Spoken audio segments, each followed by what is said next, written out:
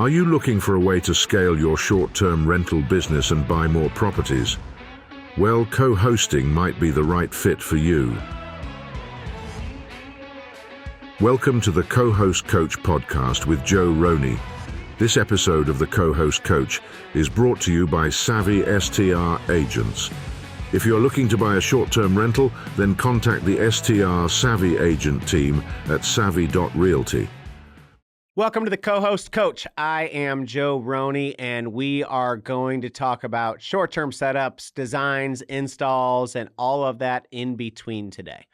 And we're going to kind of do a little bit of angle. In the early on of my podcast, we talked a little bit about setup design and some of the things that we do, and I am going to touch on that a little bit, but I'm also going to touch on a little bit more and what you're doing and what your goals are. So, most everybody knows that when I take on, or my wife and I take on a co-host property, we require that it meet our standards, right? We do not want to manage average properties. We want to manage awesome properties. We want properties to stand out, that are going to rent out year round, that are going to make the max amount of revenue, not only for us, but for the owners. And that's the way it's a win in my book. We are not the type of property management company or co-hosting company that wants to set it, forget it, and hope for the best. That's not us. So when we go in and set up a new property, there's a lot of discussions in the forums is, what should you do for a setup fee? What should you do to, get a listing up and ready, all that kind of stuff. So there's a lot of information out there. A lot of people have different opinions, and a lot of you are going to have a different opinion than me. But I'm going to tell you about a couple of different things that you can do that can be very, very successful and can help you in your co-hosting business.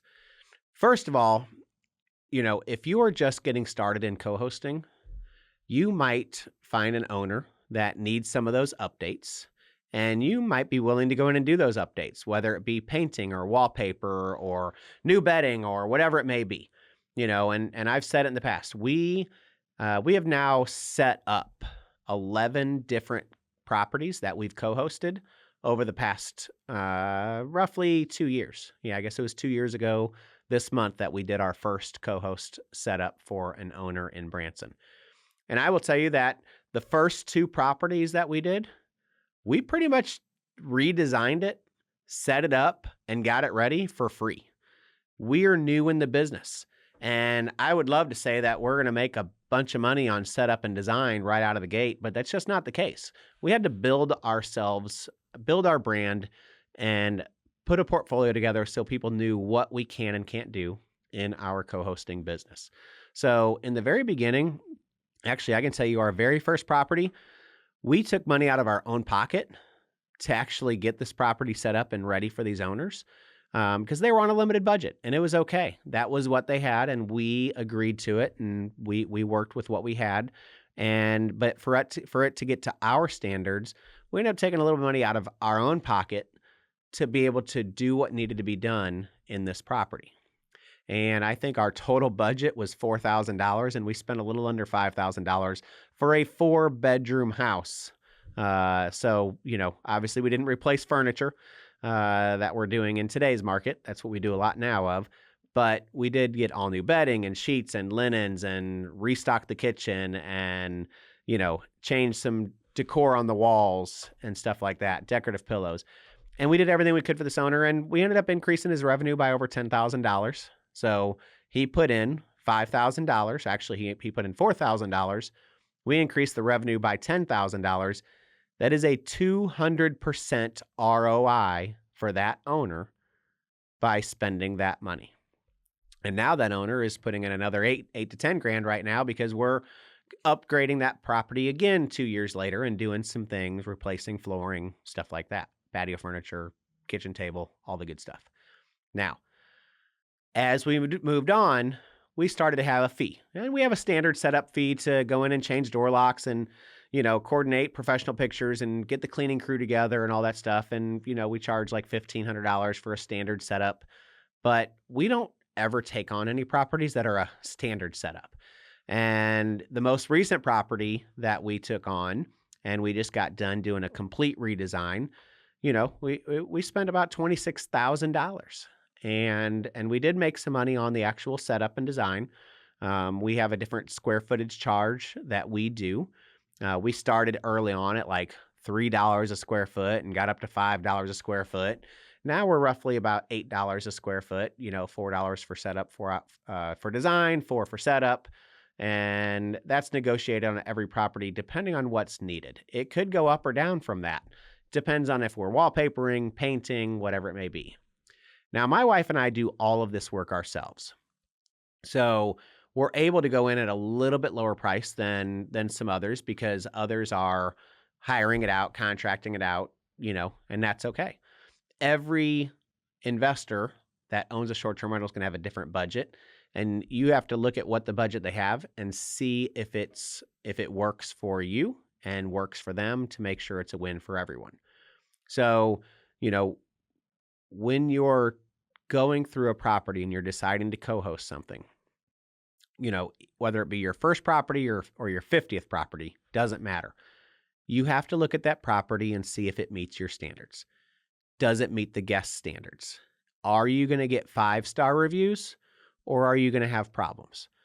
This is important because it can affect so much if you take a property that isn't up to standard and doesn't meet your expectations. You may go in and be able to make some money on setup and design, but you also may have to do your first couple for free. Now, there are some of you out there that are in this co-hosting business and you have W-2 jobs and you don't have a week. I'm very, very fortunate. My wife and I own multiple businesses, and we have the flexibility to say, hey, let's go take a week and do a setup and design, or a setup for someone. I say setup and design. My wife is the designer. She spends about a month designing and works her butt off, and she's typically doing it on evenings and weekends when she's not running our preschool. So, it's a whole lot of work for what she does, and I am forever grateful for what she's able to do and the amount of time that she does it in. And it's all my wife. I cannot say that any of these designs are me. I might have a couple wild ideas, but the really cool stuff that you see in any of our homes, 100% came from Jen. She is fantastic. So had to put that pitch out there because I could not do any of this business without her. That being said, when we do a setup, my wife has designed it. She's ordered all of everything. We've coordinated with the handyman to get it, put it in the house, put it in the garage, whatever it may be. And then we're going down in 7 days to get it set up and ready to go live. Very similar to what my friend Kim does at Launched Host, which what I'm going to talk about next, some of you may need to do. Because if you do have a W-2 job and you don't have that flexibility and you don't want to spend your 2 or 3 weeks of vacation a year doing short-term rental setups for somebody else, then you're probably going to have to hire somebody, or you have an owner that's hands-on. And there are some owners out there that are hands-on, and they will do the work themselves. And you can give them guidance, and you can tell them what you would want or what you expect or what you're looking for, and let them do it and then co-host the property. There is not a definite way that you have to do this. There's also some great properties out there that don't need updates and new designs or anything like that. One of the properties we took over recently already had the top designer in the industry, Ashita Interiors, design the whole thing. And all we had to do is go and change the door locks and get some new, do a couple minor updates on the kitchen because it had been a year and a few things. And we started co-hosting that property immediately.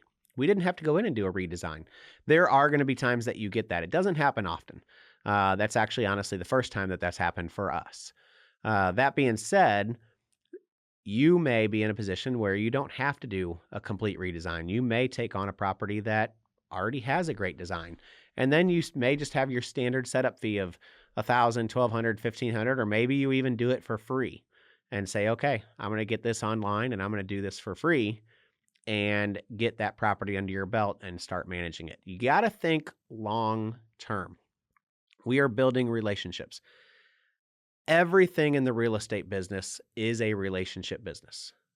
You are going to have partnerships in so many areas of this business. So when you're taking on a property to co-host, you're building a relationship with that owner, that owner, ownership group, whatever it may be, to be able to actually, you know, do this for long term. You're not looking to manage a property for a year and move on. You're looking at long term. I'm hoping in 5 years, 10 years from now, I'm sitting down to dinner with some of these owners that I work with, having a cocktail and enjoying, celebrating, the wins that we've had over the years. Last year, I was actually able to meet multiple different owners for dinner. They were in the market the same time I was in the market. It worked out. And, we continue to build those relationships together. And, we're in a way friends. Am I calling up an owner on a Saturday night to go hang out? No. But if we're both in the market at the same time, we're going to probably go out and have dinner and get together and, talk about things other than business. And it's okay to build relationships like that. That's what is the difference maker in the co-hosting business over a property manager. Property managers look at owners as a number. For the most part, I'm not saying everyone. There are some good property managers out there, but a lot of these bigger companies, each owner is just a number. That property is just a number. You want to build relationships with your owners, and doing the setups the way we do it, doing the new designs, helping them make more money. All of those are different ways to build a good relationship with your owner. So, the reason why I wanted to talk about this today is we have some people in our mastermind recently that got new co-host businesses. Actually, in the past couple weeks, I think in my mastermind, there's been 5 or 6 new co-host clients signed on just in the last few weeks, which is really exciting.